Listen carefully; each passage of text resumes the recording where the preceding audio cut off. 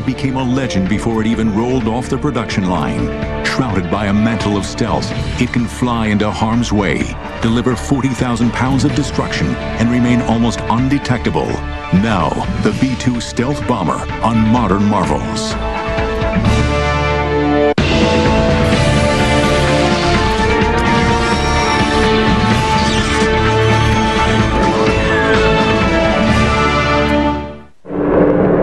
Cold spring morning on March 24th, 1999, in the skies over Yugoslavia, two B-2 stealth bombers are about to penetrate enemy airspace for the first time. Early on, we weren't sure. What the enemy was capable of seeing or anything like that. In fact, the first night of Operation Allied Force, as the airplanes are flying into Serbia, there was a MiG engagement with an F-15 directly below the airplane. And it turns out the MiG had no idea that the B-2s were directly overhead. And hearing that report just started to really quickly build the confidence in stealth technology. In the cockpits, the two-man crew is entering its 14th hour of continuous flying. Having refueled over the Mediterranean Sea, they move into stealth mode as the sleek shapes of the B-2s vanish into the night sky. On the way there, you're not so much nervous as you are anticipating what you're about to go through, but you're also taking advantage of the time that you have to prepare yourself to do it well. And so you spend time studying imagery and studying the targets and familiarizing yourself with where the threats might be. The two B-2s separate, one above the other, and climbing to combat altitude, begin their carefully choreographed bomb runs. The B-2 pilots have no chaff, no flares, no high-speed afterburner, and no missiles to fire back. They only have one thing to protect them: their stealth. Normally on a training mission, when we're just simulating the release of weapons, we don't open the weapons bay doors. Obviously on a combat mission, when you're dropping weapons out, the doors do come open. And so there's drag on the airplane, there's noise on the airplane. There's a clunk when the weapon falls off the airplane. High over the target area, the aircraft shudders as weapons shoot out from its twin rotary launchers in the bomb bay of each B-2. The most unique aspect of it, which really kind of gave me the sense of, hey, this is for real, is my first release when the weapons started to come out and you felt the weapons dropping and being discharged from the airplane.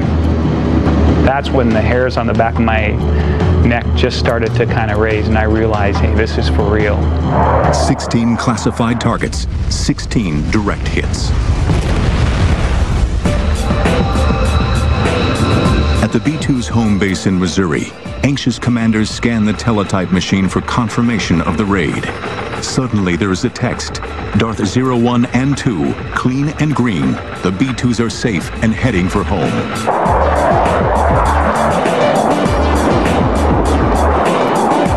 In the final year of the 20th century, the flying wing had come of age and gone into battle. But nearly 100 years earlier, men had dreamt that the flying wing was the future of flight and the future of war.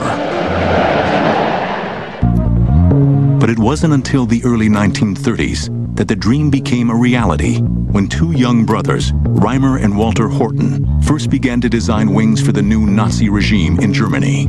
The Horten brothers were very interested in highly efficient gliders. And it's not such a great leap of imagination to realize that the most efficient form for any flying machine is just a pure wing. With the outbreak of World War II in 1939, the brothers continue their groundbreaking work under a shroud of secrecy. By 1941, they are exploring the use of a transport wing to help in the planned invasion of Britain. At the same time, another German, Alexander Lippisch, is working on his own wing design when in late 1941, his Me-163 Comet crosses the 600-mile-per-hour barrier for the first time. The potential of rocket power combined with a flying wing design could change aviation history. Meanwhile, the Horton brothers are going down another path. By 1942, they are working on a 61-foot wingspan aircraft called the HO-9. This would be powered by the Junkers turbojet engines that were to be fitted to the ME-262. The Horton number 9 was the pinnacle of the brothers' development of the flying wing. And the prototype achieved a speed of something like 500 miles an hour. They had clearly demonstrated that you could build a vehicle with jet engines, that you could fly it, that it had very high speed potential, and so they had really validated the concept. Another of Reimer Horton's designs is the HO-229. Built of wood and with its engines housed on the wings with their exhausts vented on the top of the wing, this aircraft would have been extremely difficult to detect. But if it could have flown, it would have had a top speed of 620 miles per hour, the fastest aircraft in World War II. But while the Germans are developing their jets, a 40-year-old American aircraft designer named Jack Northrop is quietly working on a flying wing design of his own. Jack had been dreaming about flying wings since the 1920s and had long held the belief that the way to success in wing design was by reducing the drag created by a tail and fuselage. Northrop's idea was, first of all, to minimize the tail and the fuselage, and then, as a last step, to get rid of the tail altogether. So he went through a whole series of smaller steps in order to achieve the all-wing configuration. In December 1942, his NIM flying wing takes to the air, and over the next few years, more and more of his designs are being refined and tested. But by May 1945, the long and bitter struggle to defeat Nazi Germany is over. Its industrial and technological centers lie in ruin, along with its dream of a flying wing aircraft. But Jack Northrop is convinced that where the Germans failed, his wing will become the greatest aircraft in the world. All he would need is the raw power to do it. Germany's Horton brothers were the first to utilize stealth technology with the invention of the HO-9 jet in 1942. The plane's wings were coated with a wood carbon powder composite that could absorb radar waves and escape detection. You are watching the B-2 stealth bomber on Modern Marvels.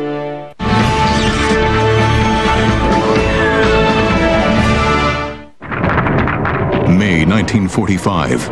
Nazi Germany is smashed into submission, and with it are its hopes and dreams of building a flying wing aircraft.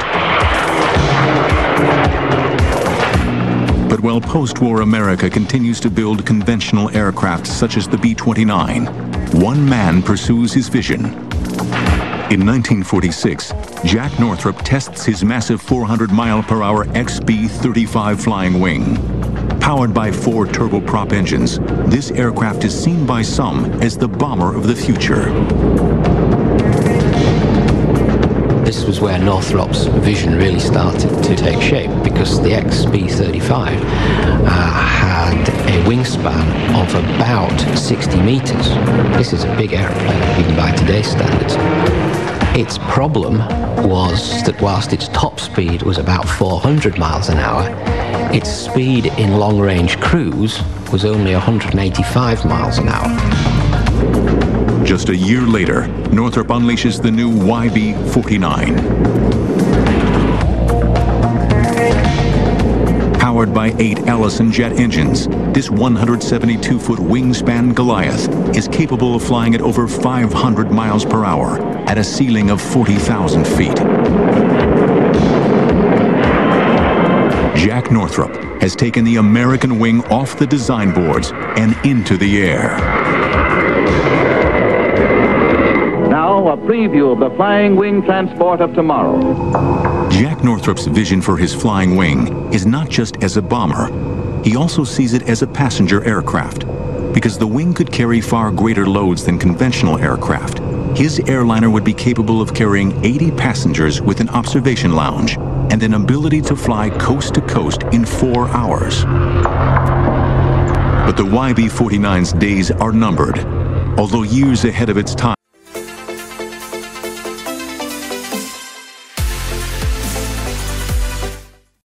it is incredibly difficult to fly, and without computers to help control it, the U.S. Air Force feels that as a bomber, it is too unstable and dangerous.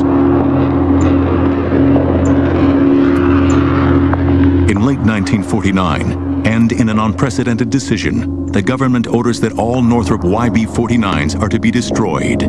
The flying wing looks destined to be dumped into the circular file of history. From the Air Force's point of view, I don't think you could quibble with the decision they made on the day, given the vehicles that were on the table in front of them. But the destruction of the first flying wing comes at a perilous time in history. Relationships between East and West are rapidly deteriorating, and the Cold War is heating up. The world enters a new era of nuclear power and nuclear testing. The Soviet Union has built up a huge arsenal of weapons, and the West responds. In a policy that is known as MAD, mutually assured destruction, the heavy bomber is seen as the first line of attack. SAC, Strategic Air Command, puts into place a global system called Operation Chrome Dome, in which massive B-52s would constantly patrol the Earth, ready at a moment's notice to fly to any target deep within the Soviet Union and attack. But SAC is also alarmed at the Soviet Union's new improved radar and SAMs, surface-to-air missiles. SAC is determined not to let its giant B-52 bomber fleet become a sitting target for the Soviet Union. It became apparent that any bomber aircraft that had to penetrate Soviet airspace was going to have to run a layered gauntlet of air defense missiles that could shoot down aircraft no matter how high or how low they were flying. The only way to evade Soviet air defense missiles was to fly so high that you're never going to hit a target with your bomb. What the U.S. needed was an aircraft that can evade the Soviet defense system, fly to its target, deliver its weapons, and bring its crews safely home, all under the cloak of invisibility. But to do this meant a completely new approach on designing and constructing aircraft. Every aircraft has what is called a radar cross-section. When an electromagnetic radar beam hits an aircraft, it bounces off anything that is large or pronounced, such as engines, straight wings, or cockpits. The radar operator sees all this information coming back and can determine the size, height, and direction of an aircraft. This is known as the aircraft's radar signature. But if you can hide this information from the enemy's radar, then the plane will become almost invisible. The mantle that will shroud the aircraft from its pursuers has a new name: stealth. During the mid-1970s, the U.S. government puts out a top-secret proposal to select aircraft manufacturers. Their objective is to come up with a feasible design for an advanced technology bomber capable of long range, high payload, and low observability. By some strange irony, the winner is Northrop. 30 years after seeing the destruction of their fleet of YB-49s, Northrop is back in the flying wing business. During the early 1980s, Northrop works on designs for their stealth bomber. The entire project is buried deep within the highly classified and ultra-secret Black program. At the time, the U.S. Black program is so secret that even those that know about it are forbidden from ever acknowledging its existence.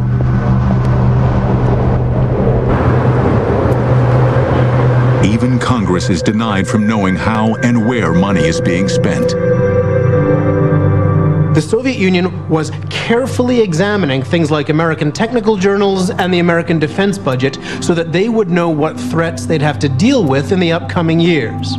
And in order not to have this very nifty new bit of stealth technology apparent to the Soviets just by picking up the annual published defense budget, they had to make it what's called a black program. With costs rising higher and higher, Northrop and its partners work against the clock. Originally, the contract had been clear in its requirement: build a heavy bomber that could never be seen by enemy radar. The solution seems impossible. What Northrop had to do was develop a computer system that would enable the B-2, as it came to be called, to stabilize itself using feedback and the fastest computers they could get. So the stabilization of a B-2 flying wing configuration becomes a software and computer hardware problem. It becomes a cybernetic problem. By the mid-'80s, and despite some of the most stringent checks, rumors began to circulate about what might be going on behind Jack Northrop's door. Press reports, artists' impressions, magazine articles, and even automobile commercials began guessing as to what is happening behind these doors.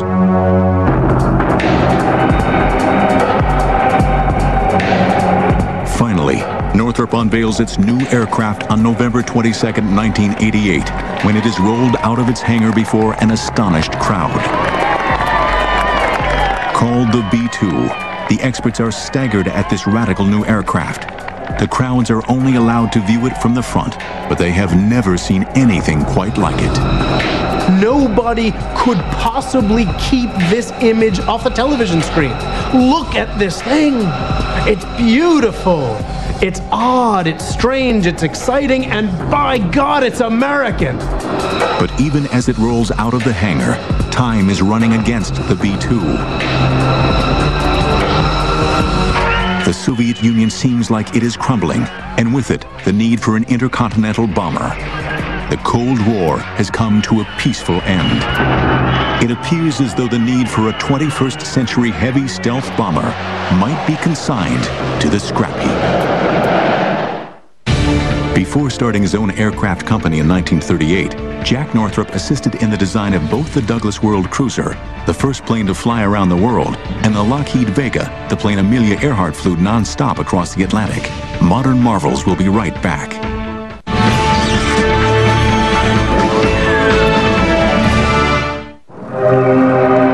On November 22, 1988, the Northrop Corporation staggers the world when it unveils its B-2 stealth bomber. After years of working behind a complete screen of secrecy, the team of visionaries at Northrop have rewritten the rules of aircraft design. The technological array is awesome. With over 130 onboard computers controlling every element of the aircraft, the B-2 is light years ahead of anything yet built. A variety of techniques are combined to make this aircraft almost invisible to radar. Its smooth surface and shape consists of all curves, yet they are not consistently identical. The aircraft appears to continually change shape from whatever angle it is viewed, thereby confusing the radar, and whatever beams are locked onto it are either reflected into outer space or are reduced and dissipated into nothing.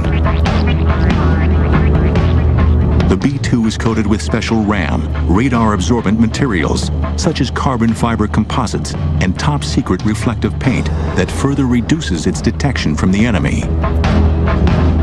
Finally, its electronic countermeasures such as jamming an enemy's radar make this aircraft almost undetectable. In fact, the B-2's radar cross-section is 1,000 times less than that of the B-52.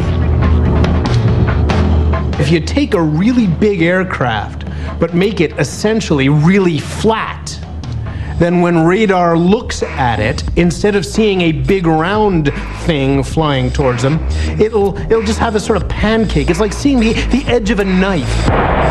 When the B-2 makes its maiden flight on July 17, 1989, it flies every bit as good as it looks.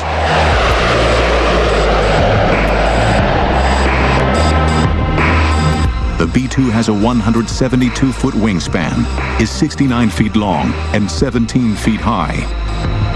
Weighing in at nearly 154,000 pounds empty and 375,000 pounds loaded, it is a monster.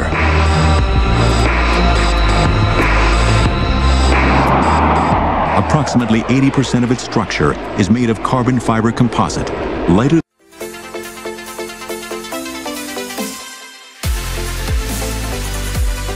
than aluminum, stronger than steel.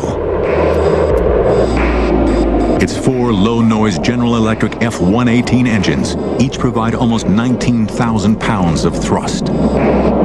They have special exhaust vents on the top of the wings, which, when its hot gases are mixed with cooler air, make it almost undetectable to heat-seeking SAMs.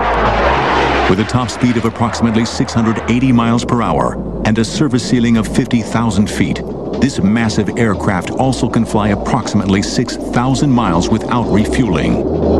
No target anywhere in the world is safe from its weapons. And the amount of weapons it can carry is awesome.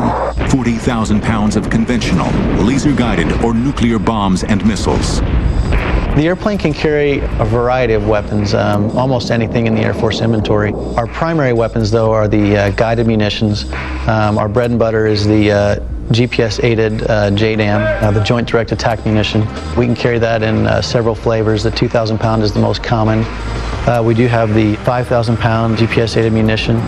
We have a few of those left, and we're getting some more. And we can carry some standoff guided munitions, the Joint Standoff Weapon, the JSOW. By the 1990s, the top-secret B-2 begins to enter service, but it would take on a completely different role than planned as an answer to Soviet aggression. The Soviet Union finally crumbles in December 1991, and with the collapse of the Iron Curtain, the new B-2 has an uncertain future. Originally, 132 B-2s were to have been built, but Congress wants cutbacks, and with a B-2 costing almost $2 billion each, something has to go. It is decided that only 21 B-2s would be built. The B-2 is designed to penetrate the airspace of the Soviet Union undetected.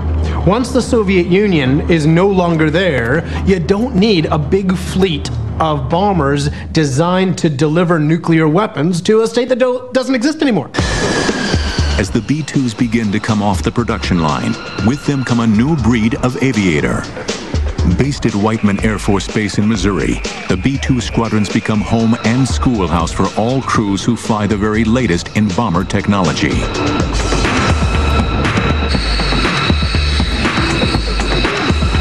But the first hurdle many must cross is the initial impression of this secret aircraft.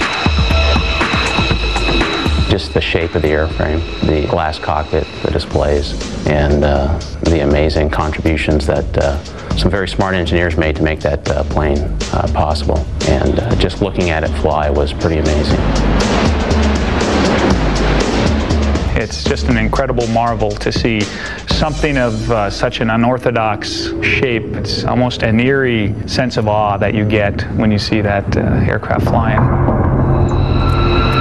I hear this kind of high-pitched whistling sound, and I stop and I kind of drive closer to the flight line there, and out of like the shadows around the corner of those docks, I just see lights flashing. And I was like, what in the world is that? And it gets closer, and that was my first actual glimpse of a B-2. At the Air Force Academy, I'd seen flyovers, but nothing like that, and not that feeling like I have arrived. It was pretty cool. And to be part of the B-2 program requires an elite caliber of pilot. We look for aviators who have proven that they are among the best aviators we have in our Air Force, and then we spend a lot of time training them to understand the stresses of long-duration flight, to be able, as a two-person crew, to operate in that tactical environment and to respond to the kinds of taskings that we get. Most of the pilots that fly the B-2 are unique in their own regard. You have to have somewhat of the thirsting desire to come fly an advanced weapon system like the B-2, but you also have to have the desire to fly extremely long missions anywhere on the planet. So that in itself, the mission provides or presents a unique challenge to most pilots, and some people just don't like that. Every potential B-2 pilot who is selected is tested before he or she can get behind the controls of this highly secret aircraft. With over 130 computers on board, only the best of the best fit the bill. The B-2 is a very intellectual airplane. It's a very brainy airplane. So you have to be really good at remembering what page in the computer everything is on. So if I want to change this, where do I go in the computer to change it? B-2 training is longer than a lot of other aircraft. Now, most of us come from other airplanes. I came from a fighter. We've got guys here from cargo planes and tankers and trainers and other bombers. But really what the training is melding all of that experience into now how do you employ a low observable stealth aircraft that happens to, oh, by the way, cost $2 billion. With the price in mind, a large part of the training involves the use of the simulator or sims. Each student spends months getting their bearings on this top-secret copy of a B-2 cockpit, learning every computer program, every knob, button, and switch before they are allowed to fly the most classified, sophisticated, and expensive aircraft in the world. Obviously, this airplane is possible because of the computer technologies developed in the late 70s and early 80s. But the computers are only as good as the operators. As they say, garbage in, garbage out. So if you don't properly program the computers on the jet, or if you don't properly integrate with them while you're airborne, you may run into some trouble. But the human interface is really what makes it effective and deadly. During the entire academic course, it's peppered with sims. They range from 2-hour sims to 4-hour sims. The 2-hour sims are really just so you can get used to pushing all the buttons there are to push. The 4-hour sims are more logically sequenced as a flight, where you take off, you go practice air refueling in the sim, and then you practice some bombing runs, and then come back and you do approaches. So they give you a good building block on the aircraft before you move into actually what your job is, so that you have a sound knowledge as a pilot about the plane first, and then you go and become a warrior. It's pretty cool. Because the simulator is so intensive and realistic, and because the B-2 is a global warrior, the crews are trained to stay in one for as long as an actual mission might last. Those first simulators are all 4-5-hour sims. You eventually do a 24-hour simulator, and you really get to know what it is like, what flying the B-2 is about. It is not about getting out there, yanking and banking, sweating, pulling G's. It's about capably managing the systems to most efficiently drop on the targets that you've been assigned, and then bring the jet home safely. You know, I'm not going to end up with the bill, but Uncle Sam is if something happens, and you want to be the best steward of this resource that you can. You look outside and get your... But sometimes pushing that resource in a simulator can also mean pushing yourself to the limit. We flew a simulator for 44.4 hours, and I believe at the time it was a U.S. record for a simulator flight. We actually stayed inside the compartment for the entire 44 hours and conducted our training as if we were really on a combat mission. It's a very important part of our combat capability at Whiteman, and so it was excellent training for that. After spending months of practice in the simulator, the students will get their chance to actually fly a B-2. But for many of these pilots, it will also be the first time that they take the aircraft into harm's way and go to war.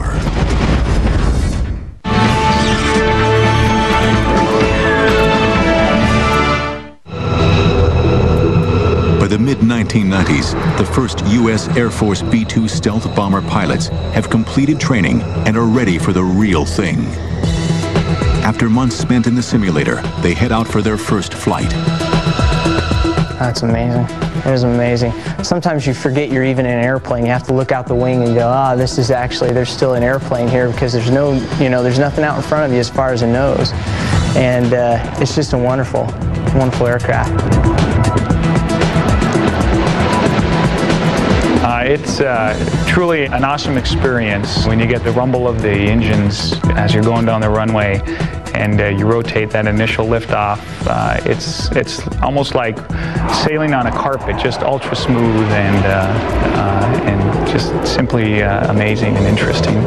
And you take off and you're sitting in a cockpit, but you look over in formation, you're like, man, that guy looks cool. And you're like, wait a second, I must look the same way. It was just awesome. It's a different aircraft. The F-15, I equate that to a Corvette or a Porsche. You're pulling G's. It's all about aggressive maneuvering, trying to get gun on or get missiles on to your adversary.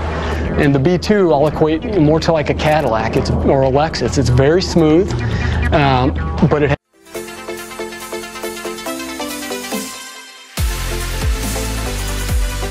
has incredible systems, incredible capabilities.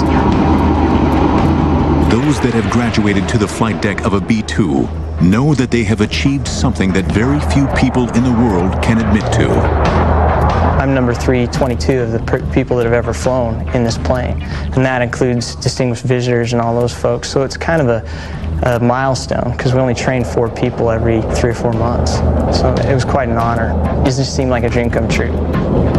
I think what makes the best B-2 pilot around here is a sense of teamwork, because I can't go out there and do the job by myself. A 36-hour combat mission, you cannot do it by yourself physically. It's nearly impossible.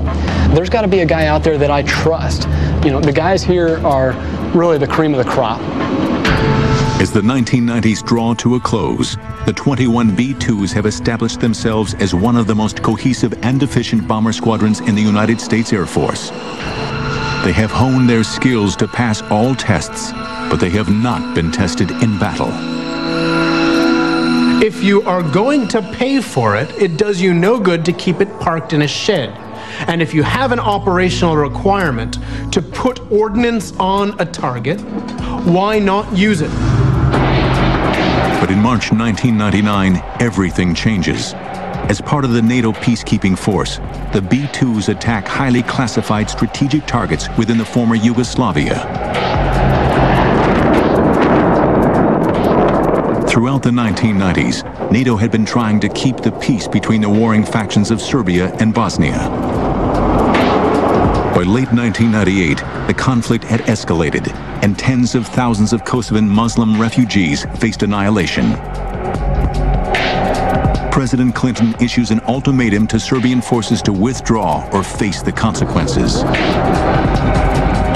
President Milosevic has not yet complied with the international community's demands. Given his intransigence, the 16 members of NATO have just voted to give our military commanders the authority to carry out airstrikes against Serbia. This is only the second time in NATO's history that it has authorized the use of force. The Serbs reject the ultimatum, and Operation Allied Force begins. To halt the fighting, targets are chosen that have either military or communication significance. Throughout Operation Allied Force, the B-2s conduct 45 sorties, often in weather that other Allied aircraft could not fly in, and produce incredible target hit rates. The B-2, if proof is ever needed, has come of age as the most awesome bomber in history. B-2s from Whiteman flew less than 1% of the total missions, but dropped 11% of the bombs. But its role as a peacekeeper is about to change with the start of the 21st century, when the B-2 bombers are among the first to lead the fight against terrorism. From 9/11 onwards, in Operation Enduring Freedom, the stealth bomber is hurled against the Taliban forces of Afghanistan. When Enduring Freedom came along after the September 11th attacks, we were told we were probably going to go to strike targets, and we knew that the B-2 was going to be used in the first few nights, and those sorties turned out to be some of the longest combat sorties in history. The secret flights to Afghanistan could be anything from 35 to 40 hours in duration, and because of the mission's length, the B-2s are refueled in the air up to 6 times, an extremely complex move that even highly trained pilots find demanding. refueling in the B-2, you know, in the F-15, you've got a glass canopy all over you. And so you see the tanker in front of you, and you see the boom coming down your left side, and you focus your mirrors so that you see where that boom is plugging into the jet. And you've got great peripheral vision. In the B-2, he plugs you about 20 feet back from the nose of your aircraft. So what I'm seeing, you know, as I drive up to the tanker, sure, I'm seeing the boom, but as it crosses basically past the canopy bow, all I'm seeing is the belly of the tanker and his wings. So you are now relying on the lights, you're relying on the boomer who's up there giving you those light signals, telling you forward, aft, down, up. It is at night or in the weather, I think it's one of the most difficult things we do. F-16, you know, you may take 7,000 or 8,000 pounds of gas, whereas in this airplane I've taken 110,000 pounds of gas all in one time, so obviously you're there a lot longer. The sheer length of these missions puts a strain on the physical and mental endurance of these pilots. For many of the crews, a trip to the local store equals a solid power nap. We ended up going down to the local Walmart store and purchasing Chase loungers, and we ended up laying those out, you know, elevating ourselves 6 to 12 inches above the floor, and it also caused the vibrations that you normally sleeping on the floor would feel to just kind of be mitigated, and allowed you to get what we called power naps. We kind of learned that if you can get yourself in a normal circadian rhythm cycle, sleep cycle of about 3 to 4 hours, you would find yourself well rested for the next 6 to 8 hours, and that really helped us overcome the fatigue factor of flying those long duration missions. And the B-2's designers have taken care of the other essential needs of the pilots on 30-plus hour missions. Luckily, they had the foresight when they were building the airplane to put in a porta potty, very similar to what you'd find on a camper. It sits behind the seats, and that gets well used on a 35-hour sortie. But it is in 2003, during Operation Iraqi Freedom, that the B-2s would be put to their strongest test. Flying against Iraqi targets that are among the most heavily defended areas in the world, the B-2s will put stealth and their reputations on the line when they attack the heavy metal of Saddam Hussein's military might. In April 2003, Captain Jennifer Wilson of Miami, Florida, became the first woman to fly a B-2 stealth bomber in a combat mission. You're watching the B-2 stealth bomber on Modern Marvels.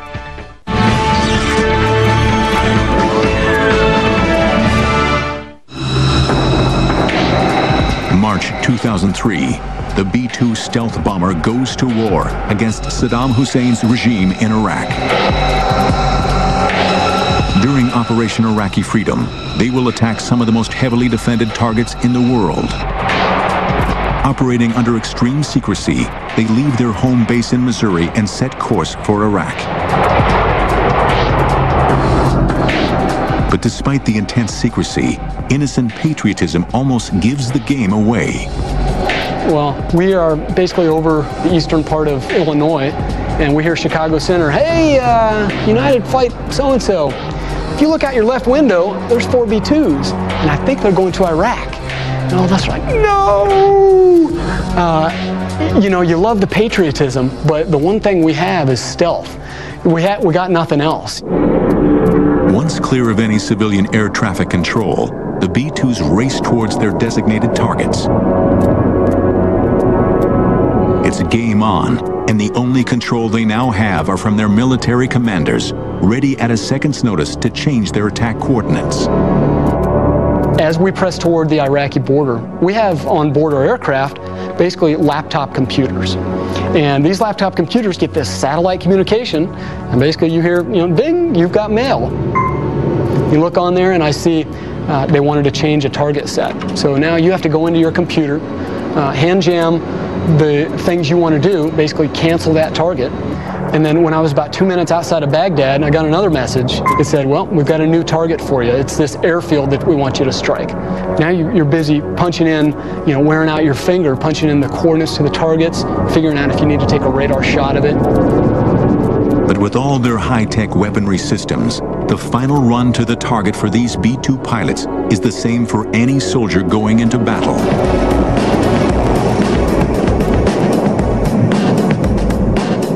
You cross into Baghdad, and the eerie thing is, it looked, in all of Iraq, really, looks like flying over the Midwest USA. There's lights on, there's, you know, streets coming out of it. But as you get into Baghdad, our doors open. And, you know, when the B-2's doors open, it's really the only time you kind of clinch up and say, oh, because now you're not a B-2, you're a B-52, you're any other aircraft out there. Your radar signature is exactly like any other airplane. It is at this point, just before they drop the most sophisticated weapons on Earth, the crews are at their most vulnerable from enemy attacks. That's the time you're hoping and praying that your stealth technology works. The time it takes for those weapons to fall, we're just basically kind of looking out the side, figuring out if there's any enemy stuff happening. Once the weapons hit, you know, we didn't see a lot of missiles shooting up prior to that, but once the weapons hit, looking over our left and right shoulders,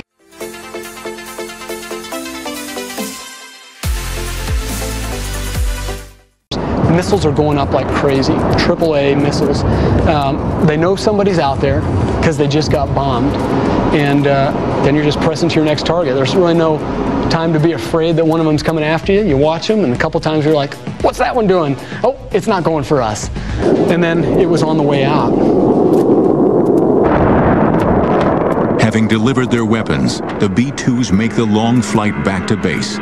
Now in their 20th hour of continuous flying, the pilots look forward to one sound that makes it all worthwhile, an American voice welcoming them back home.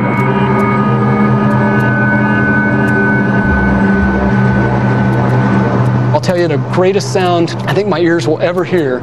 We were about 150 miles or 200 miles off the coast of New York. And across the radio, after all day hearing foreign controllers, we hear, Stealth 3-1, is that you? This New York Center. And we're like, oh, you know, somebody who likes us, somebody who's friendly to us, you know, we're home. So we asked Center if we could be vectored over Manhattan, basically over the site of the World Trade Center, Statue of Liberty. And what an awesome sight. And I'll tell you right now, I've got goosebumps right now thinking about it. Looking down our wings at our stealth bombers in formation there over New York Center at the site of a tragedy from a couple years prior, knowing that you've been sent out by your nation to do something. You went out and did your best. You took care of the job you were at least asked to do, and now you're back on friendly soil. In today's modern digital battlefield, all units can be controlled and directed from a central area or command post. From anywhere in the world, military planners can see an overview of a fast-changing scenario, and at a moment's notice, a target can be shifted, a new course set into the computers, and weapons headings and destinations changed at the click of a computer key. At the forefront of this technology is the B-2. It's actually leading edge, and we now have the capability of doing secret or TS, essentially Microsoft email in the aircraft, as well as global worldwide communications with the voice SAT systems. It's unique. Included within this digital battlefield scenario is the B-2's capability as a nuclear strike platform, a responsibility that the B-2 crews are more than aware of. We don't fly around on our training missions with real nuclear weapons on board. We just don't do that for surety and safety reasons. But we train to that capability, and there's a big difference between operating with conventional weapons and nuclear weapons. I'd say for all the B-2 pilots, that's the last thing you hope for, is a sortie to go drop nuclear weapons. Really, you want to be trained in it, but you want to be so well trained that the enemy knows you'll use them, and so you never have to use them. The B-2 is the cutting edge of technological warfare. Its ability to use stealth and its enormous range to reach any target unchallenged is second to none. In a network-enabled world, having a platform with that longer range, that is that hard to detect, and that can deliver a precision-guided munition onto a target can be a nice golf club to have in the golf bag. The technology of the B-2 is so cutting edge that the United States Air Force has the B-2 on its books until 2040. It's a stamp of confidence that this 21st century warrior will be more than capable to deliver weapons of the future against enemies not yet known. They're weapons that haven't even been envisioned yet that I'm sure we'll be able to carry on this airplane 20 years from now. I think the things that you'll hear in 2040, if that's the date of the announcement of what it did when it lived, has yet to be written. Every day I go out there and fly it, it's a challenge, and sometimes I just have to sit back and go, wow, I can't believe I'm flying a B-2, because you're just busy and you're having a good time. It's a wonderful, wonderful job. I'd pay to do this.